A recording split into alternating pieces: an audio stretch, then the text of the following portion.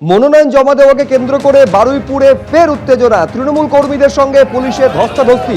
বারুইপুর পূর্ব বিধানসভা কেন্দ্রে তৃণমূল প্রার্থী বিভাস সর্দার তিনি যখন নমিনেশন ফাইল করতে যাচ্ছেন তুলকালাম কাণ্ড তৈরি হলো। ছবিটা একবার দেখুন।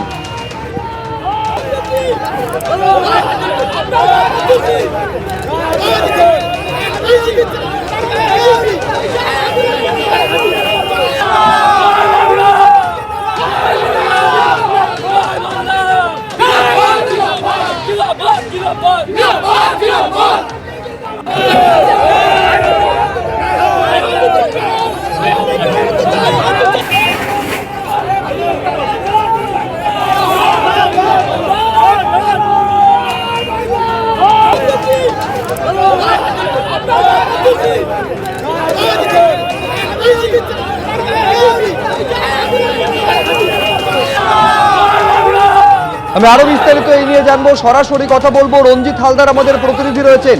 একেবারে ছবিতে স্পষ্ট দেখা যাচ্ছে শুধুমাত্র পুলিশ নয়, কেন্দ্রীয় বাহিনীর জওয়ানরা পর্যন্ত উপস্থিত রয়েছেন এবং সেখানে ধস্তাধস্তি, আঙুল উঁচিয়ে শাসনের মতন ঘটনা ঘটলো। কিন্তু এরকম একটা পরিস্থিতি রঞ্জিত তৈরি হলো কি কারণে?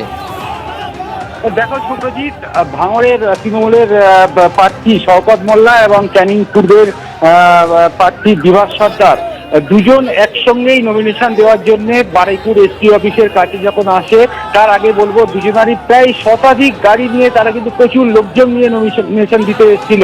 যে জায়গায় বারুইপুর এসডি অফিস নমিনেশন হচ্ছে সেখানেই কিন্তু তার পাশেই বারুইপুর পুলিশ জেলা অফিস, সেখানে নির্দিষ্ট একটা ব্যারিকেড করে দেওয়া হয়েছে। সেই ব্যারিকেড পর্যন্তই তৃণমূল প্রার্থী এবং তাদের সমর্থকরা তাদেরকে দাঁড় করিয়ে দিয়ে ভিতরে একটা নির্দিষ্ট পরিমাণ লোক ভিতরে প্রবেশ করতে দেওয়ার অনুমতি রয়েছে।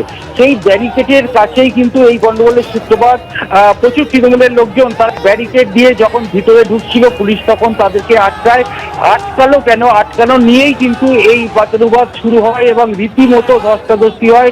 প্রচুর পরিমাণে পুলিশ মোতায়েন করা রয়েছে, বারুইপুর পুলিশ জেলার পুলিশ রয়েছে, কেন্দ্রীয় বাহিনী রয়েছে, তাদের সঙ্গেই কিন্তু একেবারে রীতিমতো ধস্তাধস্তি বেঁধে যায়। তুমি আমাদের সঙ্গে থাকো, ছবিটা একবার দেখায় যেখানে ব্যারিকেডের সামনে এই তৃণমূল কর্মী সমর্থকদের আটকে দিল পুলিশ।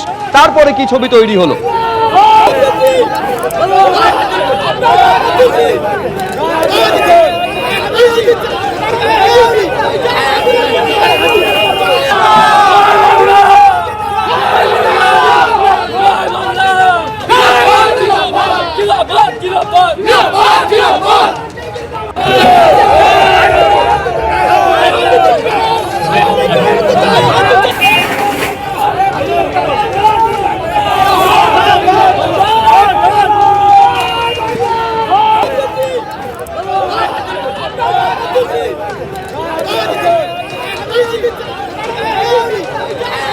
দেখতে পাচ্ছেন এইরকম পরিস্থিতি। বিভাস সর্দার এবং শওকত মোল্লা যখন নমিনেশন ফাইল করতে যাচ্ছেন তার আগে তৃণমূল কর্মী সমর্থকদের আটকে দেওয়ার পর এইরকম পরিস্থিতি। আমি আবার কথা বলবো, রঞ্জিত হালদার আমাদের প্রতিনিধি রয়েছেন। রঞ্জিত,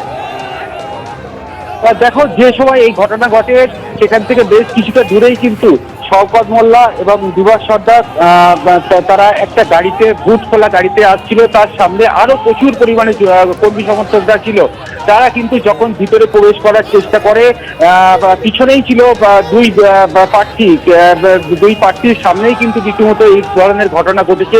বেশ কিছুক্ষণ ধরেই কিন্তু পুলিশের সঙ্গে তৃণমূল সমর্থক যারা রয়েছে তাদের মধ্যে কিন্তু রীতিমতো কথা কাটাকাটি এবং ধস্তাধস্তির ঘটনা ঘটে। তারপর পুলিশ উপস্থিত ছিল এবং পাশে আরো অনেক পুলিশ মোতায়েন করা ছিল। একজোট হয়ে পুলিশ কিন্তু তাদেরকে সরিয়ে দেয় এবং কিছুক্ষণ পরে উত্তেজনার পরিস্থিতি তৈরি হলো। তুমি আমাদের সঙ্গে থাকো রঞ্জিত। এবিপি আনন্দ এগিয়ে থাকে, এগিয়ে রাখে।